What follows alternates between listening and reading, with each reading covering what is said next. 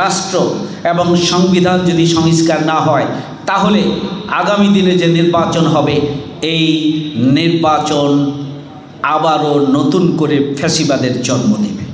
জনগণ তাদের চক্ষু উন্মোচিত হয়েছে, পরিষ্কার হয়েছে কারা দেশের জন্য ভূমিকা পালন করছেন এবং করেছেন, কারা লুটপাট, সন্ত্রাস, চাঁদাবাজি, দুর্নীতি, অনিয়ম, খুন এবং ধর্ষণের প্রতিযোগিতায় লিপ্ত হয়েছেন। এদেশের গণমানুষের কাছে এটি দিবালোকের মতো পরিষ্কার হয়েছে, বিশেষ করে সোশ্যাল মিডিয়ার মাধ্যমে, যে একটা রাজনৈতিক দল যখন দুর্নীতি, সন্ত্রাস, অনিয়ম, চাঁদাবাজি এবং খুন ধর্ষণের সাথে লিপ্ত, তখন আরেকটি রাজনৈতিক দল বাংলাদেশ জামাত ইসলামী দেশ গড়ার রাজনীতি করছে। রাষ্ট্র এবং সংবিধান যদি সংস্কার না হয় তাহলে আগামী দিনে যে নির্বাচন হবে এই নির্বাচন আবারও নতুন করে ফ্যাসিবাদের জন্ম দেবে। এটি কখনোই ফ্রি, ফেয়ার, ক্রেডিবল, গ্রহণযোগ্য ইলেকশন হতে পারে না যদি সংস্কার না হয়। যদি সংস্কার না হয় রাষ্ট্র এবং সংবিধান, তাহলে এদেশের শহীদদের সাথে বিশ্বাসঘাতকতা করা হবে, জুলাই যোদ্ধাদের সাথে বিশ্বাসঘাতকতা করা হবে।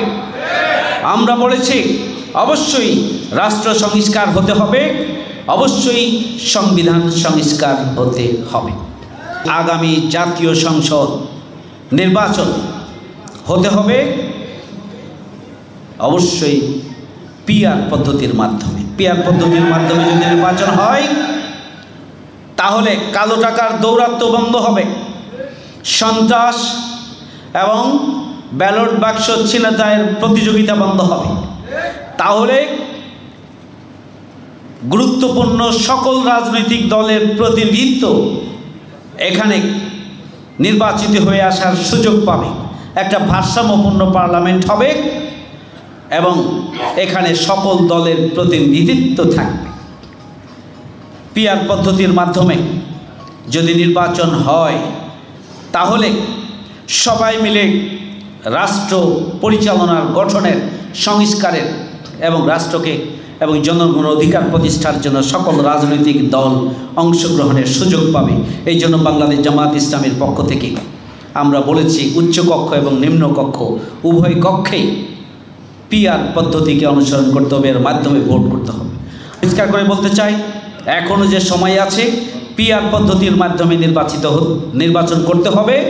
পিআর পদ্ধতির মাধ্যমে নির্বাচন হলে সারা বাংলাদেশে প্রত্যেকটি রাজনৈতিক দলের সকল ভোট যোগ হবে।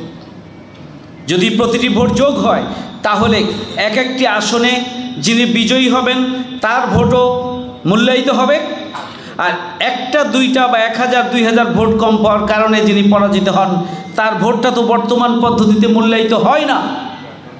সুতরাং প্রতিটি ভোটকে মূল্যায়ন করার জন্যই আমাদেরকে পিআর পদ্ধতির মাধ্যমে আগামী দিনে নির্বাচন দিতে হবে। তা না হলে আবারও দেশে অস্থিতিশীল পরিস্থিতি তৈরি হবে, তা না হলে আবার ফ্যাসিস্ট তৈরি হবে। ফ্যাসিবাদী কায়দায় জনগণের উপরে জুলুমতন্ত্র প্রতিষ্ঠিত করার প্রচেষ্টা, এই যে ধারাবাহিকতা সেটি অব্যাহত থাকবে। এ থেকে এ দেশ এবং জাতি মুক্তি পাবে না।